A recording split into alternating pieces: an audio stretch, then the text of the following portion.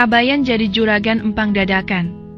Di sebuah kampung yang udaranya masih seger kayak cucian baru, hiduplah Kabayan, seorang pemuda yang otaknya encer, tapi kelakuannya kadang bikin emak-emak istighfar. Siang itu, Kabayan lagi nyantai di bel-bel sambil ngopi, ditemani Iteng, istrinya yang sabarnya udah kayak baja. Kabayan, itu empang nganggur terus. Kenapa gak dicoba dipelihara ikan? Celetuk Iteng sambil nyulam taplak meja. Kabayan nyeruput kopi, mikir keras. Wah, ide bagus, Neng. Tapi modalnya dari mana? Iteng nyenyir. Itu mah urusan Kabayan. Akang kan cerdik. Pasti ada aja akalnya. Kabayan langsung bersemangat. Dengan gaya ala detektif, dia mulai nyari akal. Ketemulah ide cemerlang.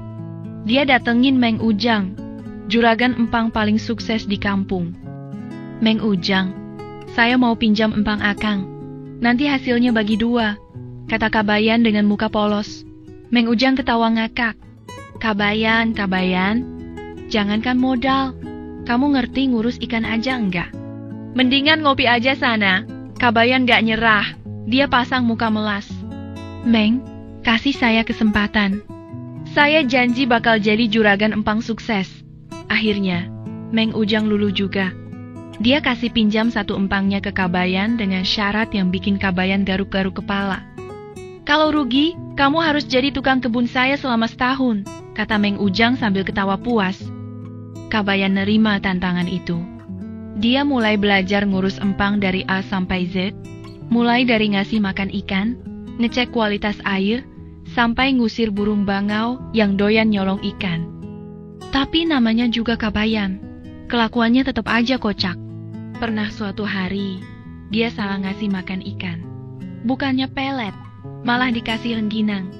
Alhasil, ikan-ikannya pada ngambang kekenyangan. Aduh, gawat. Bisa bangkrut saya kalau begini, gumam Kabayan sambil garuk kepala. Iteng yang ngeliat itu cuma bisa geleng-geleng kepala. Tapi dia tetap setia nemenin Kabayan. Mereka berdua kerja keras, saling bantu, dan saling menyemangati. Waktu panen tiba, Kabayan deg-degan kayak mau ujian skripsi. Dia bolak-balik ke empang, mondar-mandir gak jelas. Iteng sampai pusing ngeliat tingkah lakunya. Kabayan, tenang atuh. Ikan mah gak bakal kabur, kata Iteng sambil nipasin Kabayan. Tapi Neng, gimana kalau ikannya pada kurus? Gimana kalau gak ada yang mau beli? Aduh, bisa jadi tukang kebun beneran saya. Jawab Kabayan panik. Tibalah saat yang dinanti. Meng Ujang dateng dengan wajah penasaran. Dia juga gak sabar pengen lihat hasil kerja Kabayan. Gimana Kabayan? Udah siap panen? Tanya Meng Ujang. Kabayan cuma bisa nyinir kecut. Dengan berat hati, dia mulai narik jaring. Dan, boom, semua orang kaget. Ikan-ikan di empang Kabayan pada gede-gede kayak anak dugong. Bahkan ada yang segede kasur. Ya Allah, ini ikan apa monster? Teriak Meng Ujang sambil ngusap dada. Kabayan juga bengong. Dia gak nyangka ikannya bisa segede itu.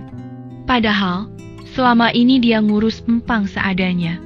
Kadang dikasih makan nasi sisa, kadang dikasih sayur busuk. Bahkan pernah, pas lagi iseng, dia nyanyiin lagu dangdut buat ikannya. Gak ngerti saya, Meng. Padahal saya mah ngurusnya asal-asalan aja, kata Kabayan sambil garuk kepala. Ternyata, rahasia keberhasilan Kabayan itu adalah cinta dan kasih sayang. Dia percaya, ikan juga punya perasaan. Makanya, dia selalu ngajak ngobrol ikannya, curhat masalah hidup, bahkan sesekali ngajak joget. Saya mah yakin, Meng, ikan juga butuh hiburan. Biar gak stres, biar cepet gede, kata Kabayan dengan pedenya. Meng Ujang cuma bisa geleng-geleng kepala. Dia gak habis pikir. Ternyata cara Kabayan yang nyeleneh itu justru bikin ikannya pada subur. Alhamdulillah. Ternyata saya bisa jadi juragan empang juga, teriak Kabayan kegirangan. Meng Ujang juga kaget ngelihat hasil panen Kabayan. Dia gak nyangka Kabayan yang ceroboh itu bisa sukses. Kabayan, kamu hebat. Saya salut sama kamu. kata Meng Ujang sambil nepuk-nepuk pundak Kabayan. Kabayan nyengir. Ini semua berkat Meng Ujang yang udah mau kasih saya kesempatan. Akhirnya, Kabayan dan Meng Ujang bagi hasil panen sesuai perjanjian. Kabayan dapat banyak uang dan bisa beliin Iteng perhiasan baru. Neng, ini buat Eneng. Makasih udah selalu sabar sama Akang, kata Kabayan sambil nyium kening Iteng. Iteng terharu. Akang juga makasih udah kerja keras buat keluarga.